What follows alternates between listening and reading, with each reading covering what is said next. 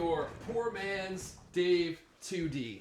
I was kicking myself when I saw Dave 2D's video because I haven't watched it yet. I didn't want what he said to influence what I was gonna say in this video, but I saw the title and I thought, uh-oh, I knew I should have gotten this video out earlier because it looks like he and I have the exact same takes on this phone. Now, I'm more of an Apple fanboy than Dave is, so I think my take might be a little more enthusiastic than his because the more I looked into the iPhone SE 2, the more I thought this just might be the perfect iPhone. I'm not saying it's a perfect phone, all the features are perfect, and there's nothing wrong with it. I'm sure I'm gonna have little quibbles with it. What I'm really saying is, for the price that you're paying for $400, the amount of technology that you're getting in this little tight package really makes this the perfect phone for virtually everyone who's not a technophile. And even if you are really into iPhones, aren't you just kind of tired of paying $1,000, $1,200, $1,300 for a phone? Sometimes I look at my iPhone 11 Pro and I love that phone, but I think,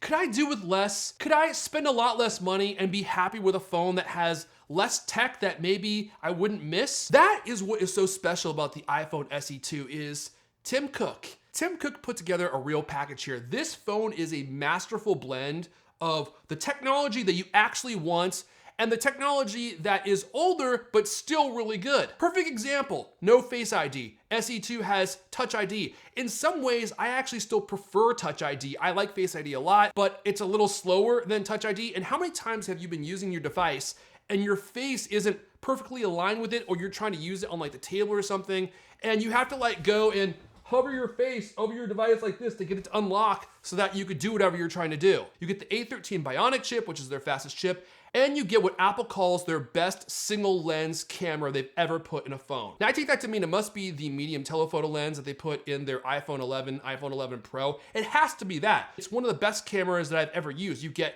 the smart HDR, computational photography. Most people are gonna be absolutely blown away with the quality of photos that they're gonna get, and that's what most people care about in an iPhone. And then you also get the A13, so your phone is gonna be snappy. You're gonna be opening it, moving around. It's not gonna feel slow and sluggish. You also get the same IP67 rating as the iPhone XR, the iPhone 10. So you have up to 30 minutes in 3 feet of water. You get Wi-Fi 6, you get gigabit LTE. Now you do get the same LCD screen as the iPhone 8, but are you really gonna miss OLED? I like having OLED, but when I was using the iPhone XR, once you get used to it, you really don't even notice that you don't have a screen that is slightly better, has better saturation, better contrast ratio. Most people just don't care about that type of thing. You're also gonna get 4K videos, you're gonna get wireless charging, you're gonna get great battery life, and all of this is packed into the iPhone 8 body, which I really like. This is also now Apple's smallest phone, so if you want something that's a little bit more petite,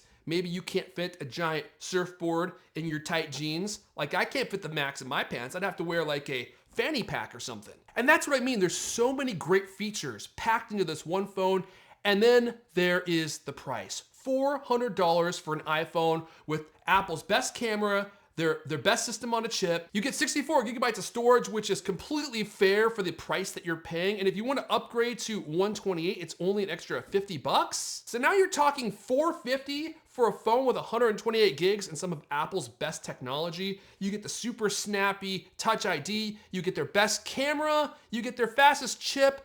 I just don't know what else you could want from a phone. And for a lot of people, especially right now in these kind of uncertain times when you're not really sure if it's a good idea to spend $1,000 on a phone, Apple comes out with what might be the perfect iPhone for most of the people that I know. Finally, I can direct them towards a phone with current technology and not one that has been repackaged or just been around for 2 or 3 years and having them pay that discounted price for old tech. Now, I could be wrong, and if I am, I'm sure you're gonna let me have it in the comments down below. Let me know what you think. Am I wrong?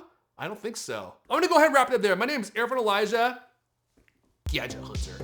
I'm coming back with even more great tech takes just like this. They're gonna be even better than Dave 2D's. Don't even bother watching his videos. Sure, he has a $50,000 camera and probably another 10 grand worth of lenses, but isn't this quality good enough? I mean, I can zoom in on my face if you want and let you see my jawlines more clearly. We'll work something out. Hit that subscribe button, hit that like button, and I'll see you guys next time.